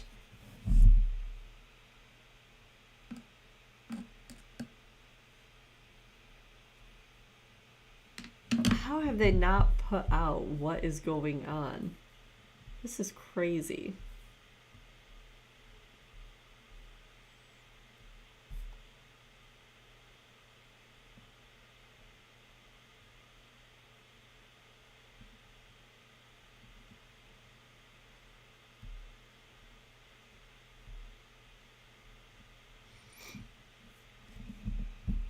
This is not a good way to start the work week.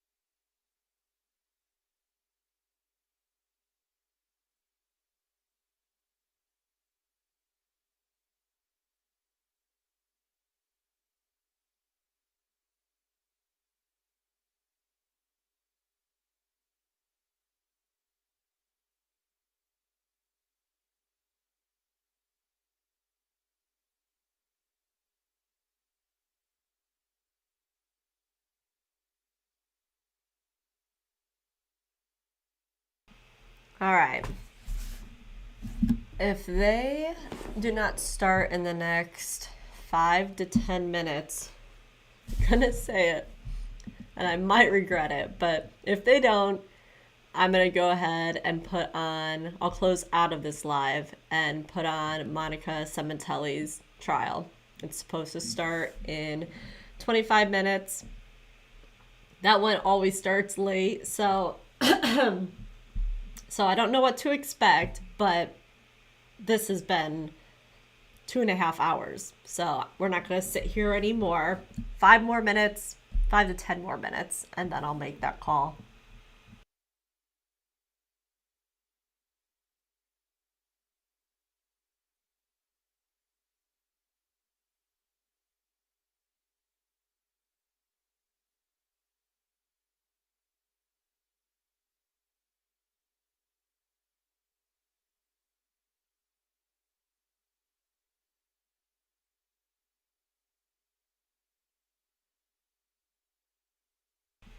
Did you read anything? Or are you just thinking that?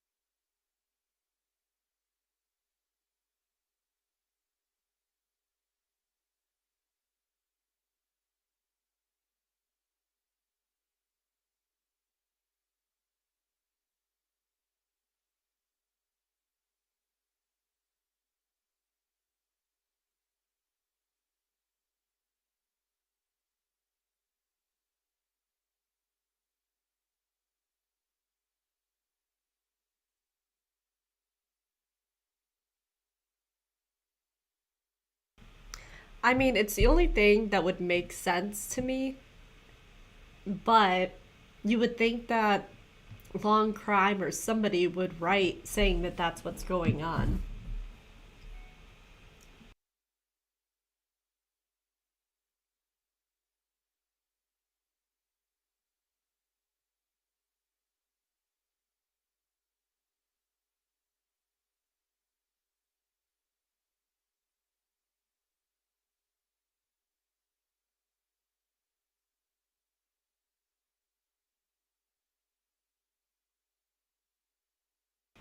Yeah, I'm actually setting up the live for it right now. Who knows? Maybe they'll pull through and they'll start on time today.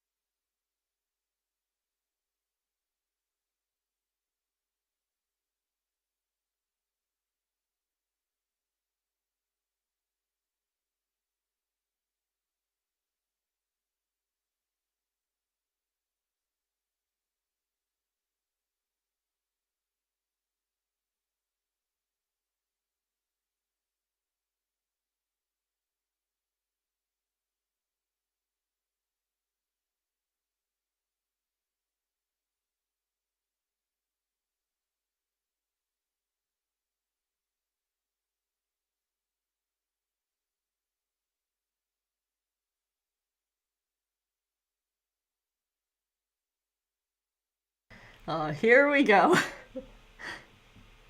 I just got Monica's stuff filled out.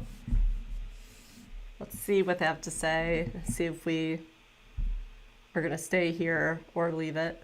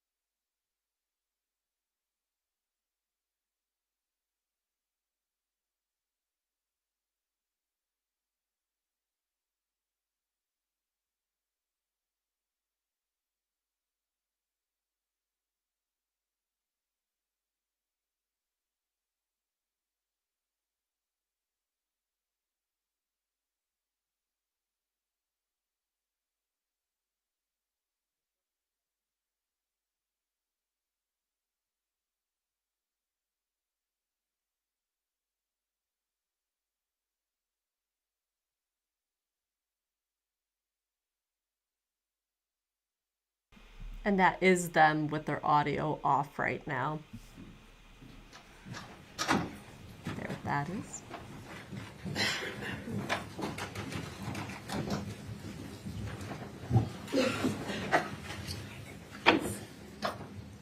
Welcome back, ladies and gentlemen. I hope that y'all had a nice rest and break. As I've indicated before, I do need to ask you, has anyone seen anything on news, done any kind of investigation, found out anything about this case? Okay. No one from the jury has indicated they have done such. Okay. Yes. Thank you, Your Honor. May it please the court. Good morning, ladies and gentlemen. Now it's our turn. Mr. Moore and I have been waiting for a long while to be at this point. I was going to say it's been a week, but it's been longer than a week. It's been years. Our client, Zach Hughes, has been waiting for a lot longer than that. He's been waiting over 3 years, some 3 years and 3 months. As Mr. Mormon told you at the outset of this case, we are honored and privileged to be representing Zach. You're going to hear about Zach in the next day or two. You're going to hear that he's a very gifted and accomplished young man. He is 32 years old now. He was 29 when this happened. He's from a wonderful family. You've probably seen them seated back here in the courtroom throughout this trial so far. You're going to hear a little bit about his life. He was born in California. When he was still a boy, his parents took Zach and his brother, moved him to southwestern Virginia, where they moved into a small farm, and then they took on 5 orphan children who lived there with them. And you can hear that Zach was homeschooled. He learned the value of hard work and discipline as he grew up around the family farm. He helped his young siblings. His family moved to Greenville when Zach was a teenager. In Greenville, he finished high school, being homeschooled still, and you'll hear that his hard work and his discipline paid off, and he was accepted into a very fine college with scholarships. He went on where he studied music, and he won piano competitions. His emphasis was on piano performance. As an adult, Zach has had an accomplished career performing classical music and even recording classical music. So this is the time now for our case and for Zach to testify. But understand, ladies and gentlemen, that we have no obligation under the law or the Constitution to be doing this. This case actually could be over when the state rested. The state has the burden of proof of proving this case in every element of every charge beyond a reasonable doubt. We would not have to put up anybody. Zach wouldn't have to testify. We wouldn't have to put up any witnesses. In fact, if Zach were not here, His Honor would instruct you that you couldn't use that against him. But we are going to do so.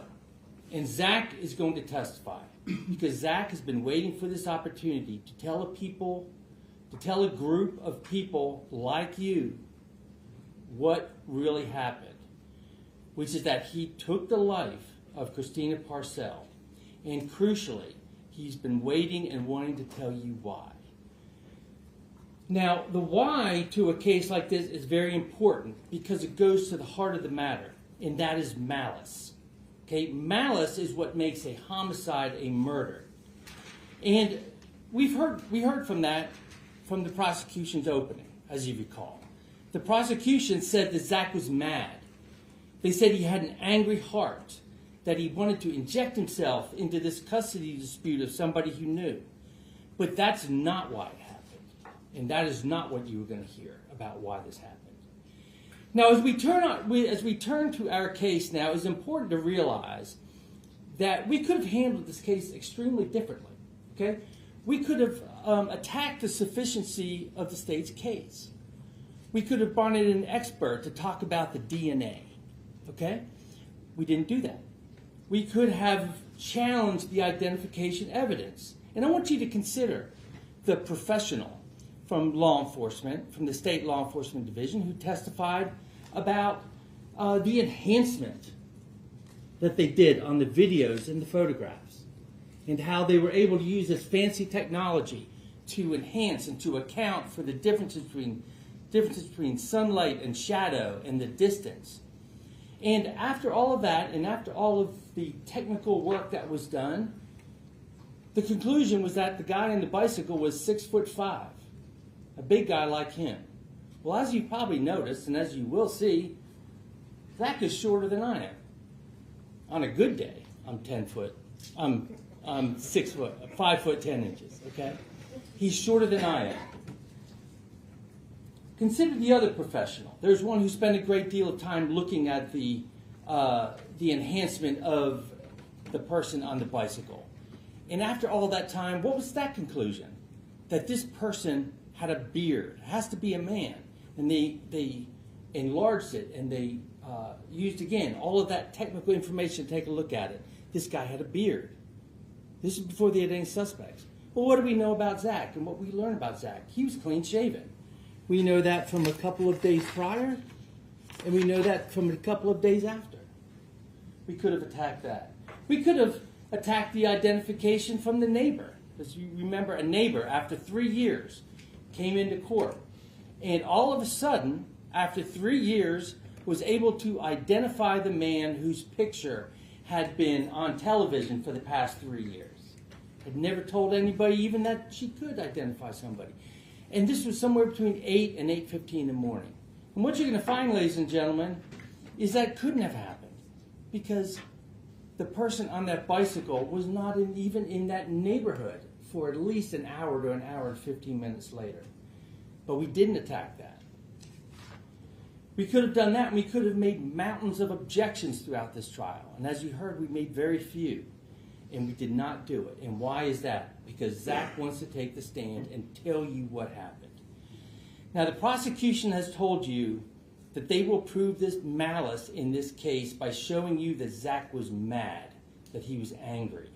And malice is a key part of this case because malice is the very essence of the definition of murder. Okay? So what is murder? Murder is the killing of somebody with malice aforethought. And what is malice? The prosecution told you it's anger, that is madness, and that is a component of it. The definition, though, it is the killing of a person without just cause or excuse. The intentional doing of a wrongful act without just cause or excuse. And I want you to think about those words, that definition, as you listen to the testimony that you're about to hear in this case. The why to the homicide is very important because it gives insight into the person's heart. In this case, you were going to hear that the why was not jealousy or greed or a crime of passion or some other emotion. You're going to hear that Zach did not act like an angry heart like the prosecutor conjectured. You're going to hear that this was not done for money or any other personal gain or benefit, not to help out any kind of friend. You're going to hear that this was done for a just cause. And that's not malice, and that's not murder.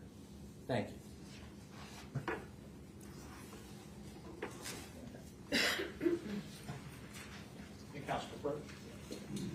brief but to the point. So they're saying he did it, but he's going to take the stand. We didn't know that. And for a just cause.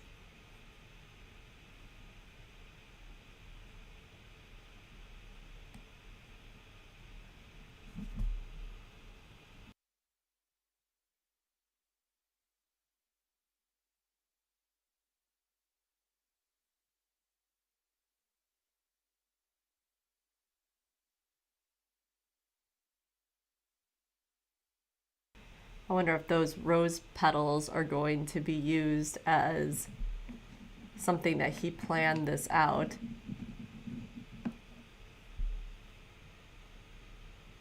Some premeditation.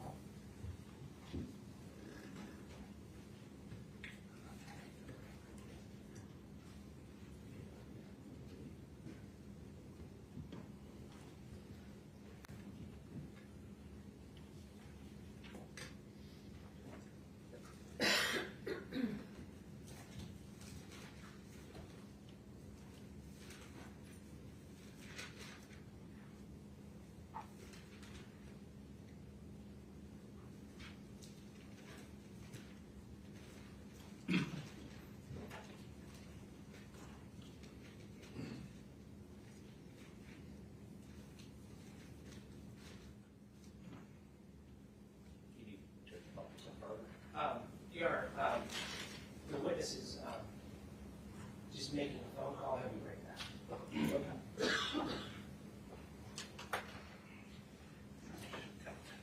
Ladies and gentlemen, I'm going to send you back to the jury room for a moment, and then I will be back with you.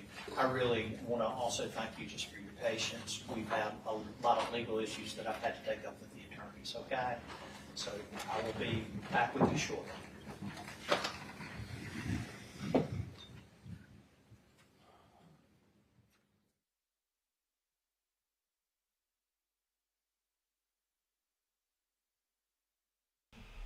Okay, so he said legal issues that were happening. That's what took so long. Their first witness is on a phone call.